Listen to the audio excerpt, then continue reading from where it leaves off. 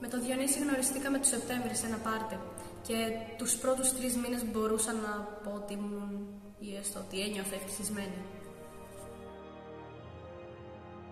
Σ' αγαπώ. Κι εγώ σε αγαπάω. Δεν θα σε αφήσω ποτέ. Ούτε εγώ θα σε αφήσω. Δεν θα το κάνεις. Δεν θα μ' αφήσεις. Είσαι δική μου. Με κοιτούσε και με πρόσεχε σαν να μην υπήρχε άλλος άνθρωπος στον κόσμο. Πώς πάει η δουλειά? Καλησπέρα. Τι κάνετε? Καλά, εσύ. Καλά. Καλά. Εδώ. Από εκεί. Πόσο καιρό έχουμε να σε δούμε? Όντως. Έχει περάσει καιρός. Τι έκανες τόσο καιρό? Δουλειές, τρεχάματα, σχέση. Σχέση. Ναι, είμαστε εδώ και 2-3 μήνες από το Διονύση. Πώς και δεν μας είχες πει τίποτα? Έχουμε όντως πολύ καιρό να τα πούμε. Θέλετε να βγούμε κάποια στιγμή? Ναι, σήμερα τι θα έχουμε πάρει? Ναι. Ψήνομαι, τι ώρα? 6.30. Ναι.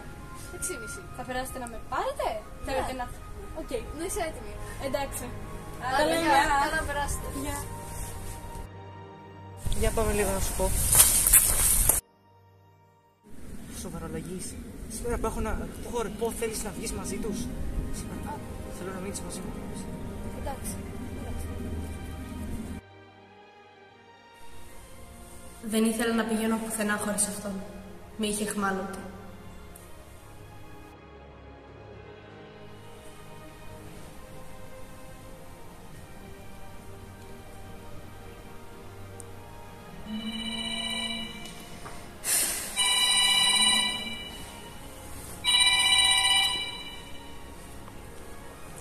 Έλα, Χρύσο μου, τι κάνεις? Ναι, όντως δεν κατάφερα να έρθω χθες, λυπάμαι πολύ. Ναι, τι ώρα? Εντάξει, ναι, θα έρθεις να με πάρεις εσύ? Ωραία. Τα λέμε, γεια.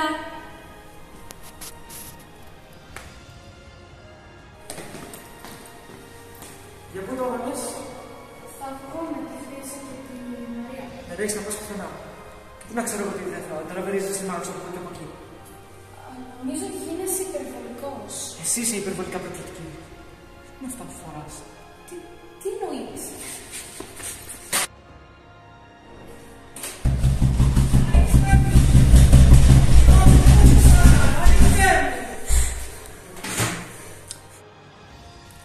Όταν κατάλαβα ότι έπρεπε να φύγω, ήταν πια αργά. Θέλω να χωρίσουμε. Τι είπες?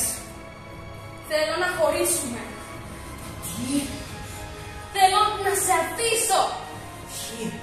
Δεν θα μ' αφήσεις ποτέ.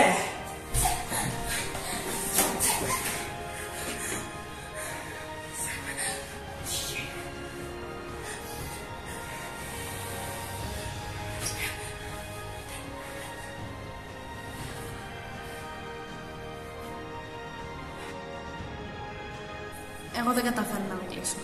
Εσύ μπορείς.